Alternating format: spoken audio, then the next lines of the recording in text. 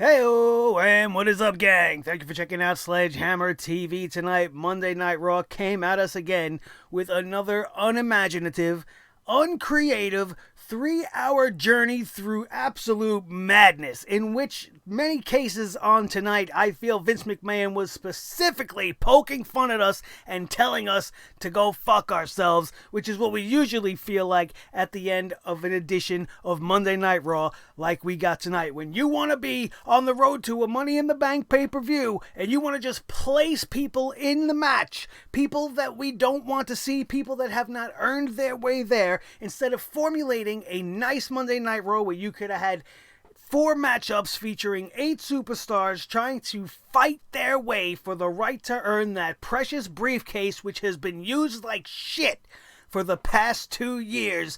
I am not going to be a happy camper, and neither are you guys, and we have all come here and congregated in the Sledgehead Army to bring the hammer down on it, and that's exactly what we are going to do. My name is Nick Nightmare, and you are watching the Sledgehammer Wrestling Show's Monday Night Raw review. Let's do it.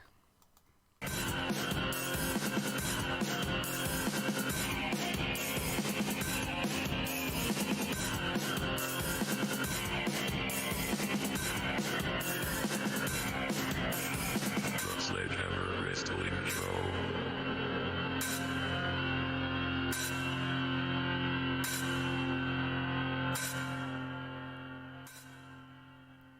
All right, wrestling fans, today's word of the day, as per Bray Wyatt's Firefly Funhouse, is sociopath. And now, if some of you guys out there did not know what this word means, I wanted to be the one to help you guys out and clarify things just for a minute.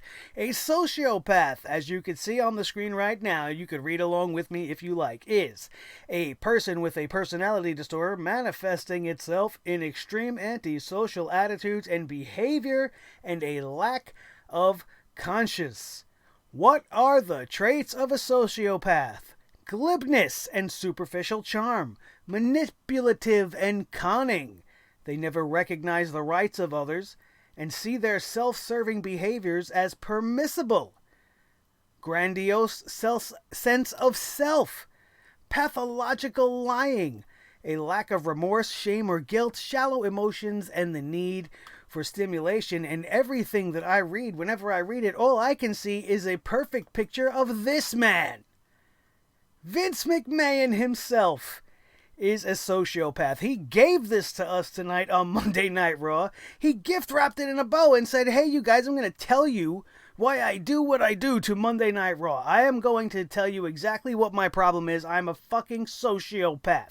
Look at all of the things on this list that we highlighted. Grandiose sense of self. Who has a bigger grandiose sense of self than the Mr. McMahon character, or even Vince McMahon himself? The guy thinks he's the Teflon Don. He's untouchable. Pathological lying. We've seen him do this on multiple occasions. Lack of remorse. You think he feels bad about anything he's been doing to any of the talents from Triple H in NXT? No. He definitely is a man with no shame. He's shown his ass multiple times on national television. He's been in some of the most disgusting angles that there could be, having affairs on his wife, even pitching at one point to have an incest angle with his own daughter, which thankfully was never brought to television.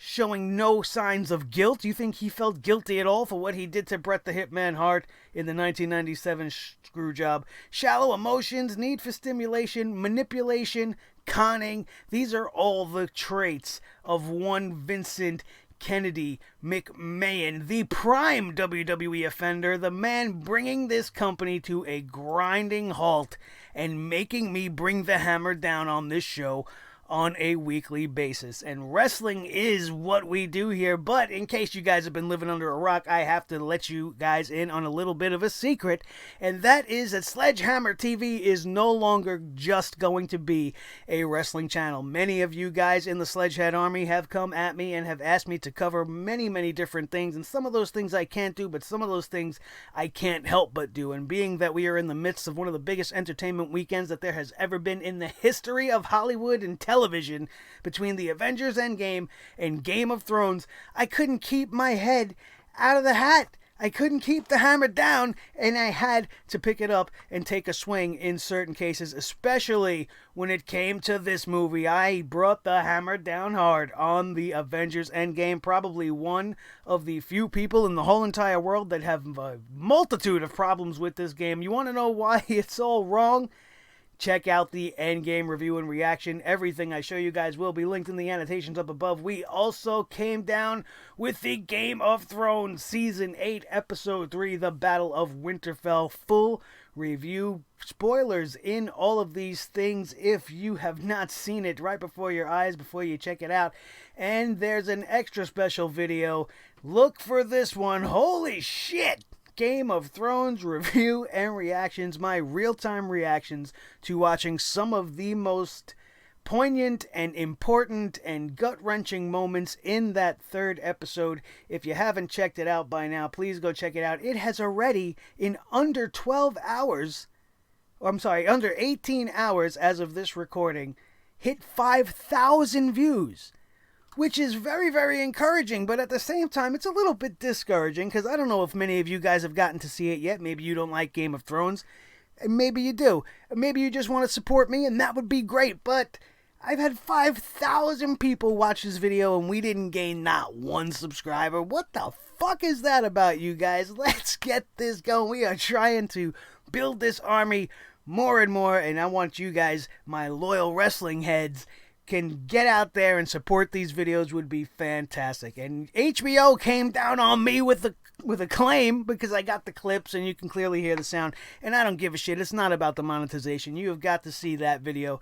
It is me at my most genuine and my most raw, with a quite embarrassing finish if you ask me, and you'll have to check it out to see what I'm talking about. It's only 6 minutes. Go check it out, you guys. It's pretty entertaining if you ask me, and if you haven't seen any of those things, I recommend you see them before you go check those videos out, and let me know what you think about them when you do. Enough hawking my big entertainment weekend. Those 3 videos went up in the span of the last 3 days. And you guys are not used to me putting shit up on the weekend, so I had to make you guys all aware, because there's a big crossover between wrestling and comics and TV. You know, all of us are all fans of many things, and if those type of things slipped by your radar this weekend, they are there for you to enjoy, as well as you are about to enjoy the hardest hitting Raw review that there is, and they deserve every single bash in the face. What the hell was going on with tonight's show? Like I said in the open, you could have done something special with tonight's Monday Night Raw. You have 3 weeks. 3 weeks to build the Money in the Bank pay-per-view. And instead of formulating a miniature-style tournament of some sort, maybe you give 16 stars a chance and you tournament it down till you get to the Final 4, and then those Final 4 can represent Monday Night Raw in the Money in the Bank match. And then you do the same exact thing on SmackDown Live, giving people a reason to tune in, giving people a reason to invest and care about each and every one of the matches and each and every one of the competitors, whether it be in a negative or positive way. But instead, we just get the same old recycled garbage. Long-ass, boring diatribes, 20-minute fucking promos from people like Sami Zayn, who are literally saying the same thing every week, and you got people on social media, oh, Sami Zayn's doing some of the best work of his life. Sami Zayn's always been a good promo. Sami Zayn has proven to be a great heel, but the fact that he has no target other than the fans is making me bored out of my fucking mind. I don't care. I feel like Sami Zayn's sole purpose is for he to be the voice of Vince McMahon and shit on the fans. If you listen to every word that Sami Zayn said, it is almost as if he was echoing the spirit and the soul of Vince and everything he wanted to say to fans that are not enjoying his current vision of the product. You don't like WWE? Just leave. Wouldn't it be great if you just left? No, it'll be great if Vince fucking left. Because this is the type of show we get with this old man around. I wouldn't be surprised if he rewrote this show with 5 minutes left before bell time either. That's how they come across. Just thrown together. You want to announce all this big Money in the Bank news during a 2-part Moment of Bliss segment. We're just handing people opportunities. And then when you look at the people we're handing the opportunities to, Braun Strowman, The guy's dead in the water. He's lost every single ounce of momentum he has had. He's doing the same old tired shtick that got him over in the first place 2 years ago. He's supposed to be way progressed from that point, but now we're just falling back on the same old comedy / big man, big show 2.0 bullshit. And I don't need that shit. We have Drew McIntyre. Okay, I'll give you Drew McIntyre. We need a big guy. We need an imposing figure. We need a fresh face in a Money in the Bank. I could deal with Drew McIntyre being in this match. I don't think he has any chance of winning this matchup, but I have been wrong before.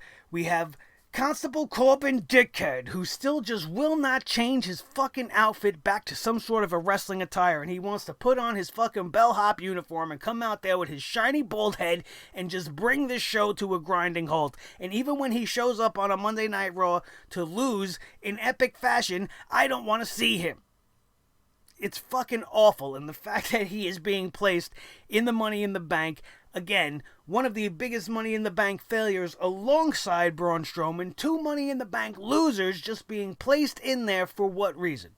Why do either of these men deserve to be there?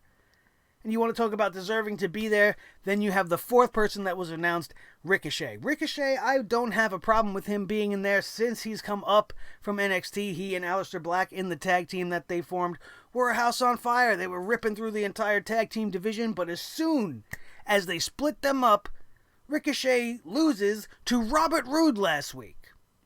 Robert Roode's not in this Money in the Bank on Raw's side.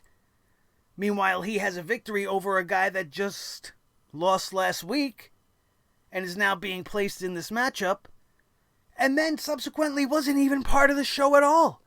The guy got his porn star mustache. He's doing his best fucking 1980s version of Ravishing Rick Rude. Repackaged, given a win over a big name. Well, you might not consider him a big name, but he's an up-and-coming star, and that's a star that you wanted to be protected. There were reports saying that Vince McMahon gave the order himself that Ricochet and Aleister Black were not to lose, and then you make Ricochet lose to Robert Roode, and then Robert Roode's nowhere to be found the next week. Talk about stop-start booking.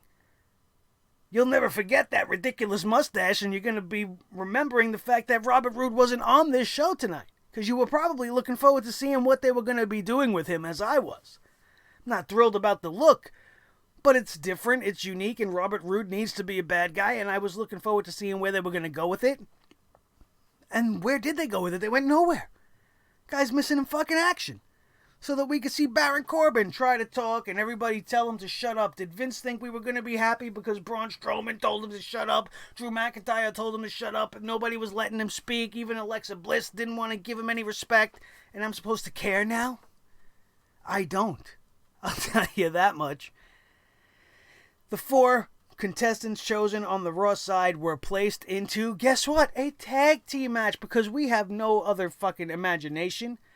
You could have done a tag team match with qualifying ramifications.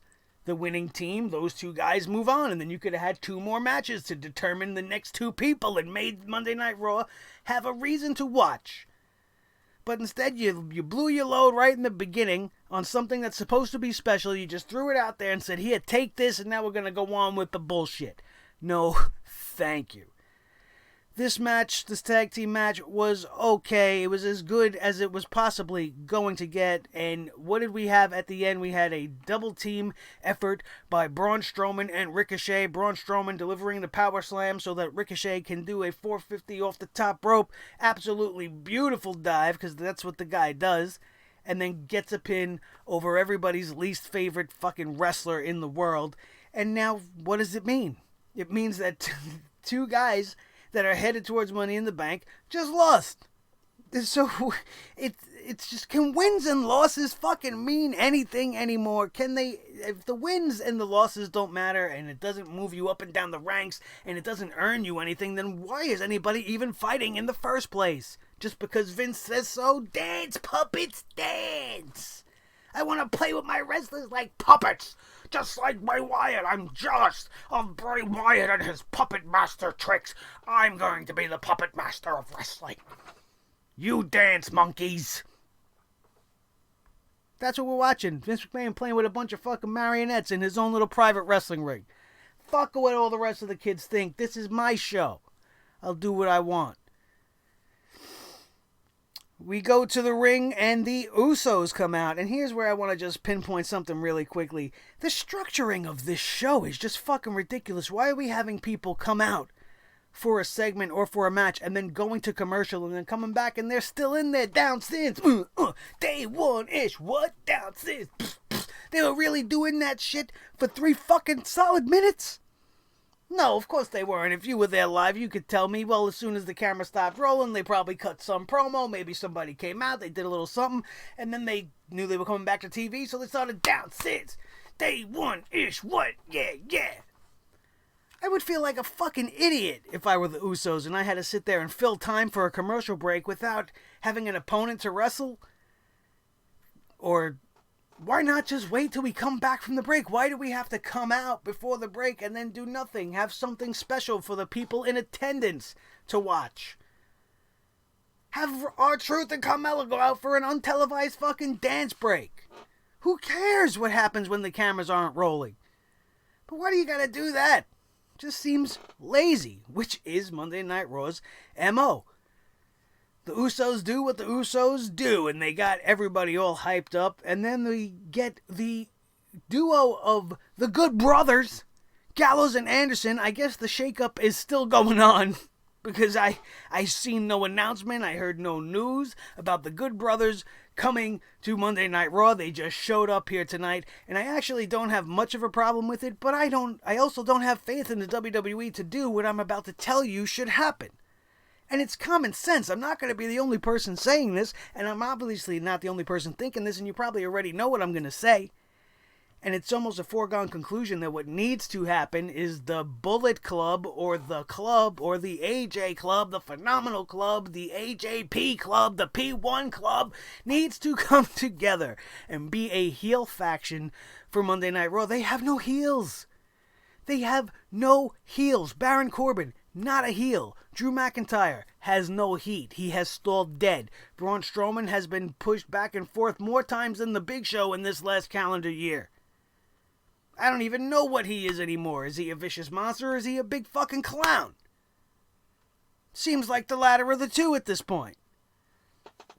So you got AJ back on the same show with his running buddies, and if they don't come together and give us something fresh and new and different and a new faction, a new stable to go after Seth Rollins and the Universal Championship, then they really don't know how to do wrestling anymore.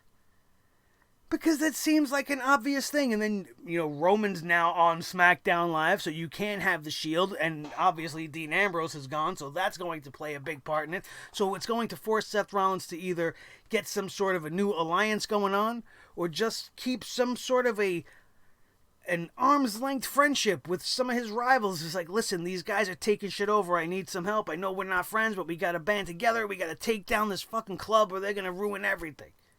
Compelling TV.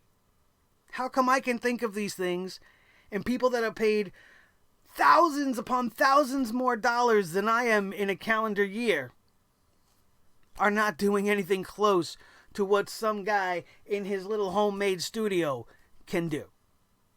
It's criminal. It's criminal. And I don't want the fucking job. I would never want to write for Monday Night Raw, because everything that I shill out to the old man, he's going to tear it up and throw it in the garbage, because he just doesn't understand how to structure a wrestling program anymore. He's not even doing it the way he used to do it. He's doing it in this new way that just makes the show feel like a drag. It's just a chore. And it makes me, even having to come here and do this for you, sometimes I don't even want to do it, because I'm so tired of being so down on something that I love so much, but it's not my fault. You think I want to come here and fucking swing this hammer in anger? I want to be pumped up about wrestling again. I want to be excited about wrestling. I want to look forward to Monday nights again. Now Monday morning comes and I go through a fucking 10-hour day at work, and I gotta come home, eat my dinner fast, shower up, and sit down and try not to fall asleep for 3 hours. That's not how it was in my day. And that's exactly the way we've been going. Sorry for that little sidebar there, but we were talking about the Usos versus Luke Gallows and Carl Anderson, and they brought back the club to lose to the Usos. Now, that is not as big of a deal as some of you guys might make it out to be. The club has no reason to win. They've been nothing but losers throughout the last couple of years. And the biggest sin I see here is the fact that you brought both the Usos and Gallows and Anderson over to Monday Night Raw in order to give us fresh matches and new opponents and new things thanks to the shakeup. And you're giving us the same old fucking shit. They're doing the same thing on SmackDown. You brought Roman over and you gave him an opponent that came with him from Monday Night Raw. And now one of the Usos' first opponents on their arrival to Monday Night Raw is somebody that followed them from SmackDown Live that we've seen them wrestle multiple times throughout the year. Great way to shake things up, you jerk-offs. So this match was inconsequential. It really just was to put the Usos over, to introduce us to the fact that the Good Brothers were now on SmackDown Live. They begin to celebrate. We're now not on SmackDown Live anymore and are part of Monday Night Raw. The Usos decide to celebrate by showing us some footage that they filmed earlier of the Revival shaving their backs.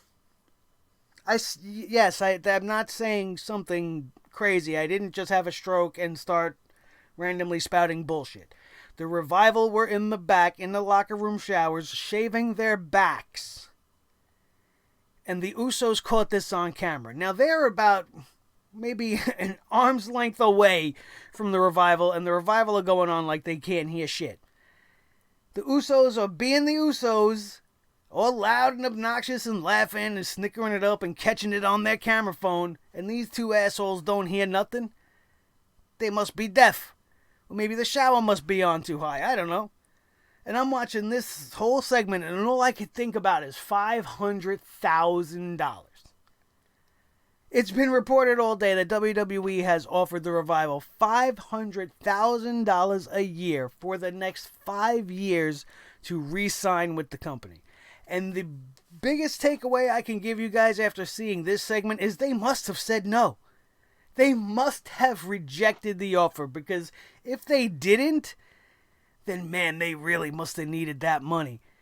And now, at this hour, if they accepted that agreement and this is what they got on Monday Night Raw, they are seriously rethinking their decision and regretting the fact that they put pen to paper and signed on for this $2.5 million 5-year-long deal just to secure their family's safety. And now for the next 5 years, they're going to be shaving each other's backs? Holy shit. How far the Revival have fallen. It's absolutely criminal and terrible to see. We go back to the ring again, and we have The Miz coming out for an episode of Miz TV. And I would be alright with this, except for the fact that his special guest was the all-milk dud, boring, trashly Bobby Lashley. And I really do not understand what his purpose was, and I also do not understand what the reason they moved The Miz to Monday Night Raw for, if they were just going to continue his feud with Shane McMahon, who is an executive on SmackDown Live. Why? And now to make it even worse, as if you could make it worse than Shane McMahon, they found a way to make it even worse by giving him this segment with Bobby Lashley in a Miz TV for them to make more dad jokes. More jokes about George. We've been talking about George, the Miz's dad, more than we've been talking about the Intercontinental Championship, more than we've been talking about Seth Rollins and the Universal Championship. George is the biggest, most over thing in the WWE right now, apparently. And if they're going to continue down this road with him, why isn't he just going to be the Miz's manager? Maurice can't do it. She's hauling baby number 2. God bless him. I hope he has a big, happy, healthy child number 2. But in the meantime, have Dad fill it in. If you're going to use it and you're going to do this thing, do it right. Have George be part of it. Since you want to have him be a big meme on the internet, you want to put him facing off against legends and all these crazy pictures, and it's absolutely hysterical to see. But why wouldn't you want to translate that to Monday Night Raw? You want a comedy segment? Here's one that would actually make wrestling fans laugh. And I think George Mizanin would be up for it. And I think The Miz would love to work a program with his dad. Dress him up, make him look all fucking crazy. Have him be The Miz's legit manager at least for a 1-month run until they bury this storyline with Shane McMahon. That would get me interested in watching somewhat. I know that sounds crazy that we'd have to bring this guy's dad in to do that, but he's the most interesting part of the whole story. Other than that, it's just Shane McMahon. It's just another McMahon versus another superstar, and I don't care. George is what makes it different. They want to keep referencing it. You had even Bobby Lashley talk about his potato face and had Bobby Lashley talking shit about him. And you subsequently make The Miz challenge Shane McMahon to a steel cage match. And I don't care. I don't care. Maybe having Dad in the picture would make me care. Even maybe this much. Maybe not. Maybe I'm giving him too much credit. Maybe I'm trying too desperately to enjoy something. But at least it would be different, right? That's the best we can hope for. Maybe things will be different at least. I'm tired of seeing The Miz on TV plugging his TV show. I watched the TV show. You don't got to sell it to me already. I think everybody that's going to watch Miz TV is already tuned in. You're not going to be gaining new viewers by talking about it on fucking Raw every week. Raw is your audience to begin with. You don't need to be selling it to people that are already probably watching. In silence, because we don't really talk about that. It's a guilty pleasure.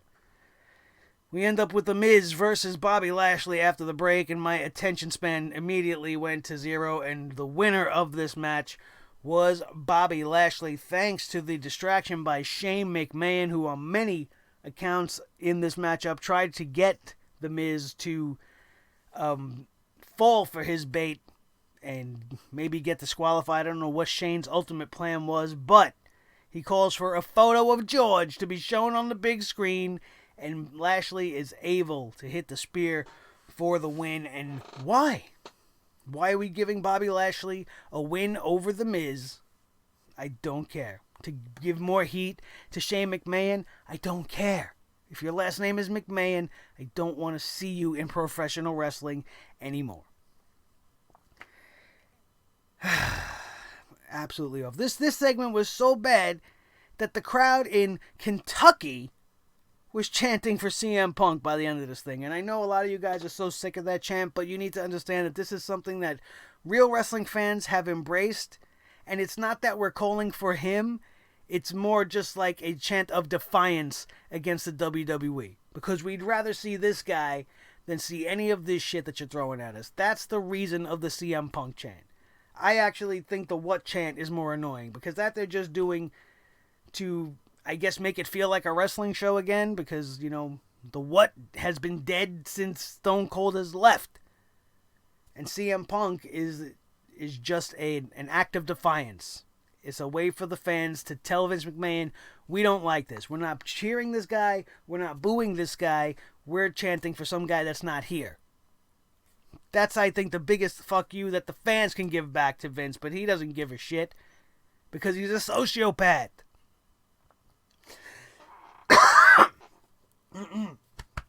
Excuse me. You'll see why I'm choking to death in a minute. Because now comes the part in the show where we have to talk about the Viking Raiders. I'm going to blame them for everything that just happened to me right there. The Viking Raiders, one of the hottest trending topics in all the professional wrestling over the last 3 weeks, between their multiple name changes, their ridiculous looking outfits, and the fact that they are being booked like early days of Braun Strowman, is just not impressive to me. You think I'm going to give two shits that they beat the Lucha House Party? They get a matchup with the Lucha House Party tonight, coming off of last week's events when they just decimated the Lucha House Party before a match could even begin. And I'm asking you what this was supposed to accomplish. It accomplished nothing but giving the Viking Raiders a win over a team they should definitely be beating. It's not impressive to me, these squash matches, and all you're doing is lowering the value of something like the Lucha House Party, which is something that could have been a valuable commodity, but you just threw them down the trash. You made them a Latino version of the New Day, and you made them a fucking joke. coming out with piñatas, doing all kinds of stupid shit, but never getting any real legitimate wins, never being packaged as a true tag team, or pushed as a true tag team. They're a novelty act, they're a squash match act, and that's all they'll ever be. And you see them against the Viking Raiders, who the fuck do you think's gonna win? Awful. After this match, Michael Cole wants to tell us that we're going to see a Firefly Funhouse. I don't understand that. Didn't the Firefly Funhouse kind of come out of nowhere last week? We didn't get a, let's go to Bray Wyatt's Firefly Funhouse. It still had that pop up and surprise you sort of feel to it, like we used to get when he was his original Bray Wyatt incarnation. Can you imagine Bray Wyatt's old promos being led into us by Michael Cole? Oh, now we're going to have another creepy promo by these weird new guys in Hawaiian shirts that want to stand in the forest. We don't know what to call them, but it's being said they're the Wyatt family. Let's take it to the Wyatt family in the forest somewhere. Is that going to have the same dramatic effect as the screen just flickering and going to them in the woods and the rocking chair and the whole nine they used to do then? It definitely had a negative effect on what they're trying to accomplish here. I am still somewhat on the shelf with the Firefly Funhouse. I'm not quite sure that I'm going to hate it as much as I did last week if they continue to do some of the little things that I've seen them do on this rendition of the Firefly Funhouse. But I was really, really pissed off that Michael Cole was promoting this thing as if it was now just another Raw segment, like it's another moment of bliss, which makes it feel unimportant. It makes it feel corporate. It doesn't feel like an entity of itself when Michael Cole is sending you to the Firefly Funhouse. Whereas when it was just the stupid zombie vulture Mercy the Buzzard popping up in the thing, and then we saw the Abby the Witch in the rocking chair, and that was all creepy. Did Michael Cole know that was coming? No. When it was finished, did we know what it was all from? No. But now we do, and now we're going to send you to the creepy time with Bray. Don't be scared, it's just a segment. What? We'll get back to that in a minute. We have to get a fucking video package from the Iconics, which if they are not taken out of the WWE Women's Tag Team Championship picture, and I'm sorry for some of you guys. I know I have a lot of guys that are real big fans of the Iconics, and I don't blame you for being attracted to them. Well, at least Peyton Royce. And I don't want to come down on them too hard just out of respect for some of my fans, but what I do is I keep it honest, and when these girls open their mouths, I wish I had actual plugs that can close my ears, because I don't want to hear them speak. I want to hear them speak almost as much as I want to see them wrestle, and that's almost little to none. And I'm sorry, you guys, but I wouldn't be me if I wasn't telling you guys the truth. And it wouldn't be fair for me to give the Iconics any leeway if I'm going to come down on what Alexa Bliss wants to announce as the 4 women for the Money in the Bank women's match in the very next segment. Alexa Bliss, Moment of Bliss Part 2. She's going to announce the competitors for the Raw side of this match, and we first get announced Natalya, the token veteran that's going to be in there to keep the match from falling apart. That's Natalya's only role. Natalya is not going to win the Money in the Bank. Then we get the most laughable of them all, Dana Brooke. Dana Brooke has been on social media for weeks. She's been talking shit about Sam Roberts because he gave some of the most honest and genuine commentary about Dana Brooke's fucking presence in a wrestling ring that I have ever heard, giving guys like me a run for their money. She took it to heart, not realizing that he wasn't actually just some guy like me, and he was playing a part of a heel commentator with just that little bit of truth edged in there. And you know it's in there just enough when the girl has to go out and try to defend herself from a guy doing his job as a heel commentator. And she wants to put all this effort into doing that. If she put half as much effort into learning how to actually wrestle and use and control her body and do some of the things that I can't even do when I'm doing my training, as she put into defending herself From poor little old Sideshow Bob Sam Roberts, maybe she'd be half fucking decent by now. This girl has been under the wing of girls like Emma to Neil Dashwood. She's been paired with a Charlotte Flair. She's been side by side with Mickey James and all these other girls backstage that she can learn from. How is she still this bad? You got a litany of girls down there in Tampa waiting to come up and wrestle circles around this broad, and you're going to give her one more try. Let's try Dana Brooke again. She got those new delicious duck lips that I want to have wrapped around my dick. Even though she's dating somebody else, I'm going to try to push her to the top so me, this little creative guy, can get that sausage face on my cock. Why is Dana Brooke in this match? What has she done to earn this? A few fucking victories on main event? What? How is Ruby Riott not in this list? Well, we know how Sasha Banks is not in this list, but there are so many other people that should be on this list before a Dana Brooke. After they announced Dana Brooke, I was almost expecting them to announce Alicia Fox next, and it couldn't get any worse than that. But at least they redeemed themselves mildly by giving us somebody actually worth our time in Naomi. She's athletic. We're very high on Naomi in this channel. I think she is a very underutilized talent, and she could be a very big star in the women's division.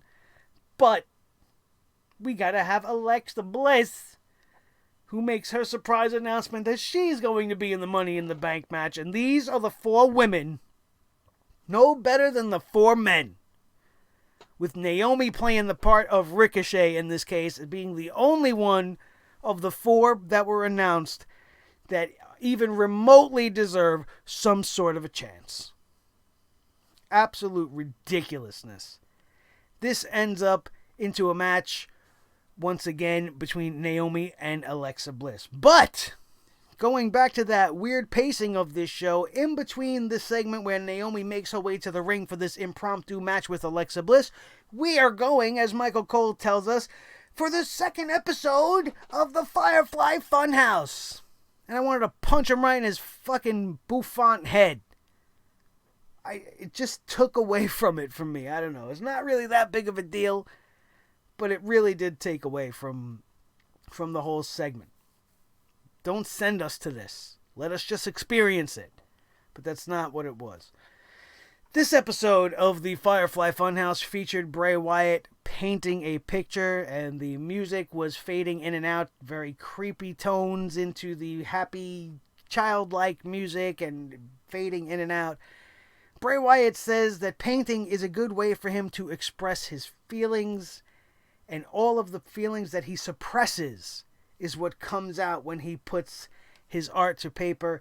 And then he reveals the painting that he made for us, and it is an homage or a tribute to when Randy Orton burned down the Wyatt compound. You could see the little Sister Abigail doll in the window, the barn set ablaze, and when he's showing this to us, the music gets very creepy and very crazy, and he almost has this weird glass look over his eye. And then he gets Rambling Rabbit. He's a new character that we haven't seen before. Rambling Rabbit. He's happy to be there with Bray Wyatt. But then all of a sudden, Abby the Witch starts admonishing Bray Wyatt, telling him, what the hell are you doing? She's scolding him for his actions. She knows that he's not supposed to be doing this when he's in the funhouse. Bray Wyatt then apologizes to Abby. He promises he will keep it down so she can get her beauty rest. Some real crazy shit. Bray Wyatt walks off. He tells everybody, oh, well, you know, Abby the Witch, she's a bit of a sociopath. And that's where we get the word of the day. And the rabbit suggested the word of the day. He's like, isn't that some sort of word of the day, Bray? And then Bray Wyatt tells us that today's word is sociopath. And that's all the time that we have for today. But remember, I light the way, and all you have to do is let me in. And I'm watching this week. And what they did this week, I did kind of feel a lot more than I felt last week. Maybe it just came more out of a surprise type of thing. They blindsided me with this, and I wasn't sure how to feel. But the more I see the little tiny things, I'm straying away from the fear that they're not really changing Bray Wyatt. They're just showing us him in a different light. And if this Firefly Funhouse is really his happy place, or where he's trying to keep himself in order to maintain control and not return to that old Bray Wyatt, it's going to be an interesting thing to see unfold. And if you wanted to really look into this thing, and you could see all of the original traits of the real Bray Wyatt character that we've all come to know are still in there. Look at what's happening. He's being manipulated himself by a character named Abby. Abby the Witch, obviously, being Sister Abigail. Maybe these other friends are his visual representations of Luke Harper and Eric Rowan. And this is the way he's trying to rationalize his life while he's trying to get himself out of this crazy psychosis cult leader mentality. But he's still taking orders from Sister Abigail. She's reprimanding him. She's in control of Bray Wyatt even while he's in the Firefly Funhouse. So there are some real crazy Cape Fear-like things going on in this second episode, and it really kind of got me right off the bat when he revealed the painting, and it was that homage to something we've already seen in his past. And Bray Wyatt, I guess, is having an inner battle. And are we seeing what's going on inside his mind, per se? Or is he truly residing in this funhouse to try to break out of that old mentality? It definitely got a little bit more interesting. I'm still a bit unsure because the WWE has to WWE, right? And they'll just turn on a fucking dime and turn this thing into shit. It's starting to pique my interest a little bit more. I'm not jumping all over it saying it's the best thing that's ever happened and it's going to be fucking great and this and that, because I will never say that about anything the WWE gives us. They can very well stop the whole fucking thing next week and we'll all be singing a whole different tune. You know that to be a fact. And then after we go through this with the Firefly Funhouse, then we come back for this match with Naomi and Alexa Bliss. And I'm thinking, why was it put there? Why didn't they just have this match? The girls were out there. It's like I was talking about earlier with the Usos. They're out there. Do something. But no, we're going to go to this segment instead. And then we'll go back and we'll finish up the previous segment that we were already in. What? Naomi versus Alexa Bliss was a joke of a match. Alexa Bliss, I keep seeing her on social media. She likes to tweet videos and she likes to put up pictures of her doing training, doing all these real athletic, acrobatic kind of moves, some sort of flips and spins and kind of gymnastic cheerleader type maneuvers. And then she shows up on Monday Night Raw and her fucking shoelace comes untied. And then Renee Young wants to go, oh, you remember what happened to Tanya Harding because of a shoelace? And I'm going, Tanya fucking Harding? This isn't 1994, you dopey dope. What the fuck year are you living in? Is Canada that bad that you guys are still hanging on to all that shit that happened in the Olympics all those years ago because it was, I don't know, it was an ice skating thing? I don't know. Explain to me why that's the reference that came to her head for shoelaces. Holy shit. Naomi wins this matchup. Alexa Bliss did not look good. I like to give her the benefit of the doubt because, you know, she's drop dead gorgeous. She's been one of my favorites since I seen her in NXT. When she initially came up, I thought she was going to be a little firecracker that was just going to explode the women's division, but instead she let the power get to her head. She knows she's got everybody wrapped around her little finger, so to speak, and whatever Alexa wants, Alexa gets. And she doesn't have to do very much of anything. She spends all her night talking, giving us 3 segments with Alexa Bliss. We had 2 moments of bliss and then a matchup with Alexa Bliss. How much do they love their blondes in the WWE? But at least Naomi got the win here. She celebrates and we see all the replays. And then out to the ring comes the SmackDown Women's Champion Becky Lynch. And everybody that was on board with Becky Lynch and everybody that liked how Becky Lynch made it to WrestleMania and became Becky Two Belts, I think we're all starting to take a couple of steps back on this right now because the WWE has made the fatal error of having Becky Lynch on both shows every week since WrestleMania. And what does she do? Sometimes she has a quick match with an unnecessary opponent like Alicia Fox, much like last week. But for the most part, she's coming out there and she's doing interviews. And the one thing Becky Lynch does not do well is interviews. They're not bad. They're not as bad as they used to be. She definitely gets her point across. But when you're giving us the same point over and over 2 nights a week for the last 4 weeks since WrestleMania, I don't give a shit what your point is anymore. You've said the same story over and over and over again. And it's almost not her fault because Vince McMahon loves Charlotte Flair so much, he got himself another one. And now, bam, bam, I'm Charlotte Part 2.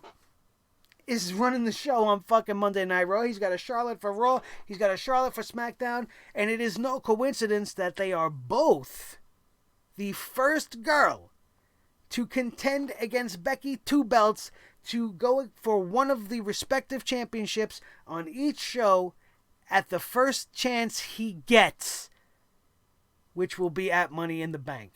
Becky's going to pull double duty and have 2 matches at this pay-per-view. You're going to tell me she's not being pushed on TV just a little bit too much? If you were pushing her this way on her lead-in towards WrestleMania, I would have told you even then you're giving us too much Becky Lynch.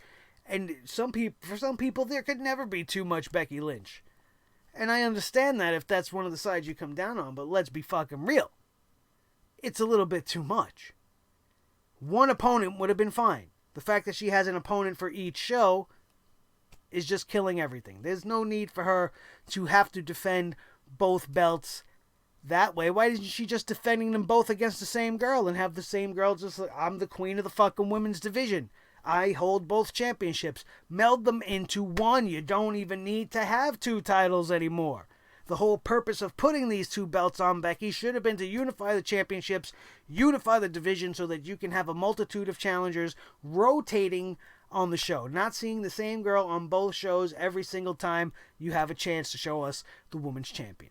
She gave us the same exact promo that we always get. She talks shit about Charlotte. She talks shit about Lacey Evans. They actually had to show us some footage from last week's stupid match with Alicia Fox, and nobody cared less. Lacey Evans came out, she had to say her piece, and we saw a repeat of the segment with them from last week, and they get into a brawl, the officials break it up, and take everybody to the back, and it's all over.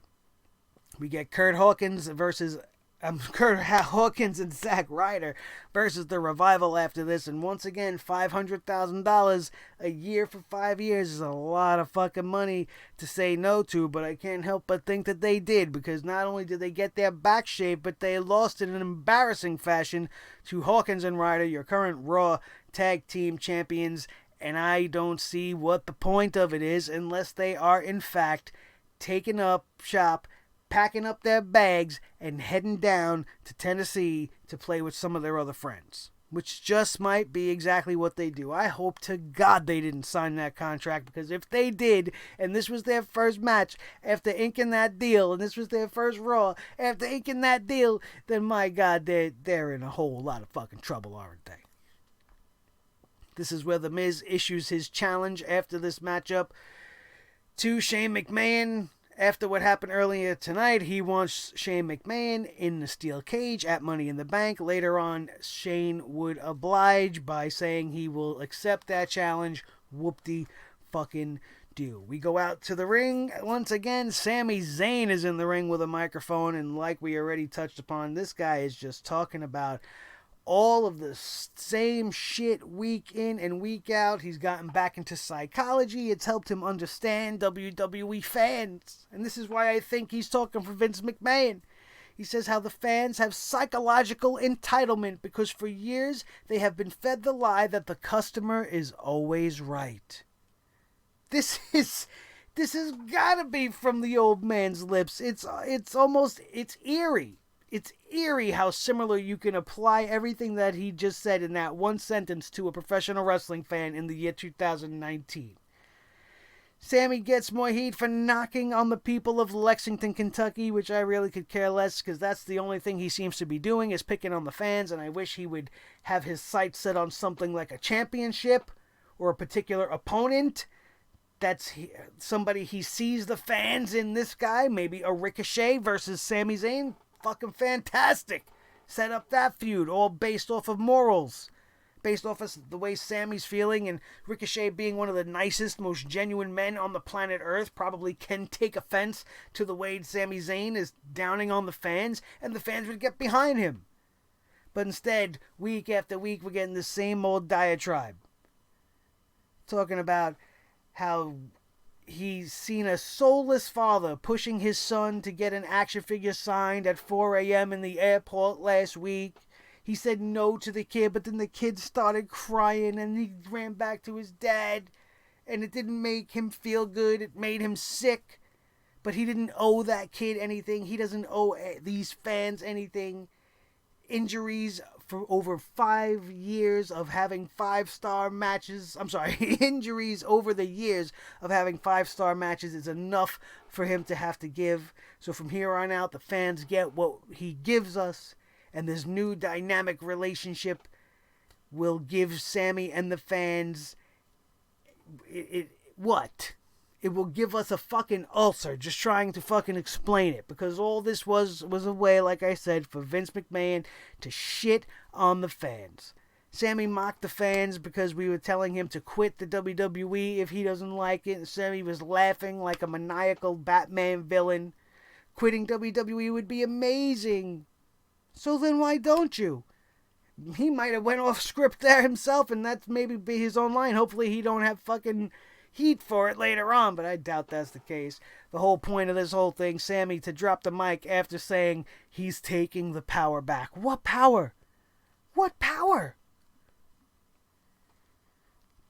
Samoa Joe versus Rey Mysterio would follow this. Samoa Joe comes out. Samoa Joe, always one of the best microphone guys on the roster. He comes out and does what a heel's supposed to do. He says everything he's supposed to say. Rey Mysterio, I'm gonna kick your ass. Obviously, I'm paraphrasing, but he's going to make Rey Mysterio pay tonight for everything that happened at WrestleMania. He was short and sweet and to the point, and then the bell rings and the match began after Rey Mysterio come out, obviously, and this would just be another disappointing thing for me. Because though it started out well and Joe, as always, looked great against wrestling's littlest big man, Rey Mysterio once again gets the pin out of nowhere. And I'm thinking this might be the 6th time that Samoa Joe has been pinned since he has been crowned the United States champion. And that is an offense of the highest order in my eyes. This has got to stop. The constant defeats of the champions. The championship belts means as much as the win-loss column, which is absolutely fucking nothing. I wouldn't want to be a champion in the WWE because as soon as they make you a champion, you start to lose. Even guys like Seth Rollins get their fucking shoulders pinned to the mat, tag team matches, non-title matches. You're the champion. Did Hulk Hogan ever fucking lose on a random fucking show in the middle of nowhere? No. You didn't fucking see that. Did you see Shawn Michaels losing on Monday Night fucking Raw when he was the champion? No. Did you see Triple H or The Rock or Austin losing in every single instance that they were placed in championship matches, whether it's Intercontinental, European Championships, Tag Team Championships? You never seen the champions lose for the most part unless the championship was changing hands. There is no prestige in anything. They don't care about anything. They don't care about titles. They don't care about wins, losses. They don't care about you. They don't care about me. And they make it obvious with every fucking episode of Monday Night Raw. we finished this thing with a contract signing between AJ Styles and Seth Rollins. And like we talked about earlier, the only reason I want to see going forward for these two to be fighting for this championship is the championship itself. AJ Styles had a certain swagger about him tonight, which makes me believe that they just might be leaning towards bringing the club together and giving AJ Styles a heel run. They could actually add Bobby Roode to that faction.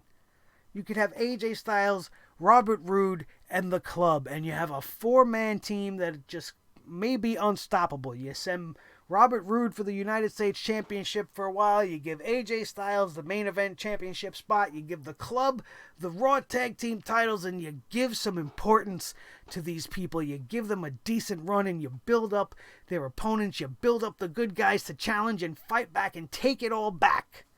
That should be the story of Monday Night Raw in 2019.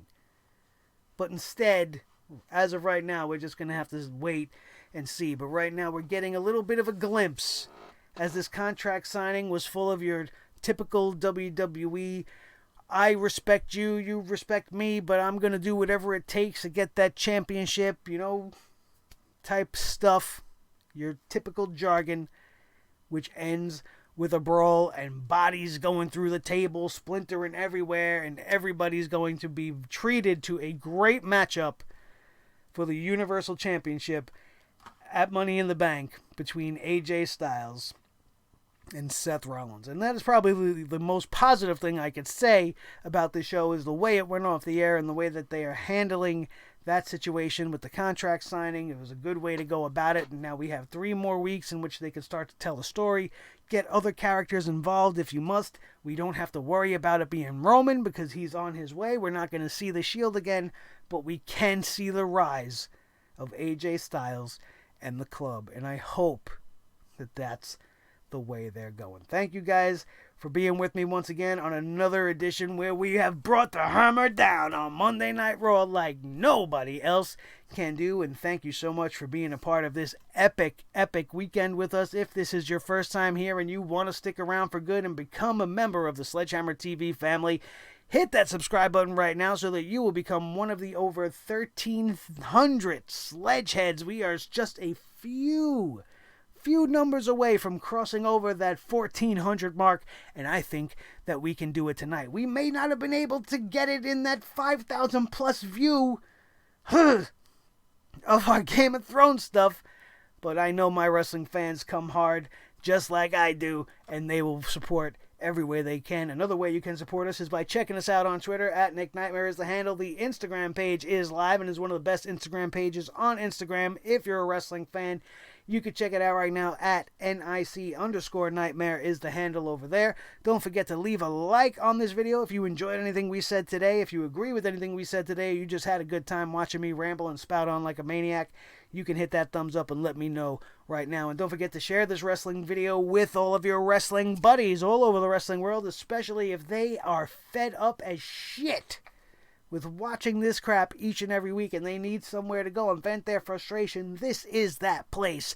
This is the Sledgehammer Wrestling Show, only on Sledgehammer TV, which is not only for wrestling anymore. Don't forget to check out everything else if you have seen all of these movies and TV shows, because they contain spoilers out the wazoo.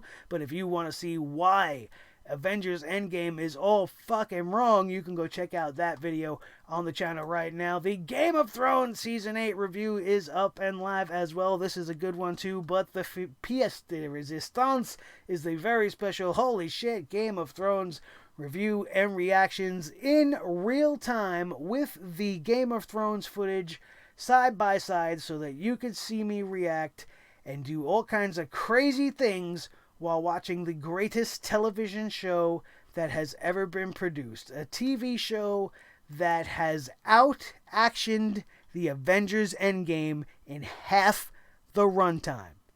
But to be fair to Avengers Endgame, they entertained me infinitely more in 3 hours than any episode of Monday Night Raw. Monday Night Raw felt like it took 3 weeks, and even though I have my problems with Endgame, it felt like I was only in that movie theater for about 2 hours. The movie moves just like this. But that doesn't mean it's not without its problems, so check out all of that stuff. If you don't give a shit about entertainment and you just want to stick around for all the wrestling, then you are still in the best place to be for that. All of last week's reviews and previews are up there. You can check out from WrestleMania and beyond, all kinds of stuff on this channel, from rest in peace videos and bringing the hammer down videos, top 5 lists, Raw and SmackDown reviews each and every week, and now covering more and more anything you guys ask for. Most likely, if you ask me for something, I will do my best to bring it to you, although I won't be able to get to everything. You just ask and maybe you shall receive. Might be a good reason to stay subscribed to see just what is coming next on your new favorite channel. My name is Nick Nightmare. This is the team. This is the team for the Sledgehammer, the official Sledgehammer of the Sledgehammer Wrestling Show and the Wrestling God of Thunder. His tag team partner, the World Heavyweight Champion of all the microphones in all the world, Mr. Blue, the Snowball Microphone, and the most important member of the team, as always, each and every one of you. That, my friends, is going to do it, and we are out of here, and we will see you next time right here on your new favorite wrestling show, the Sledgehammer Wrestling Show, only on Sledgehammer TV, right here on YouTube.com.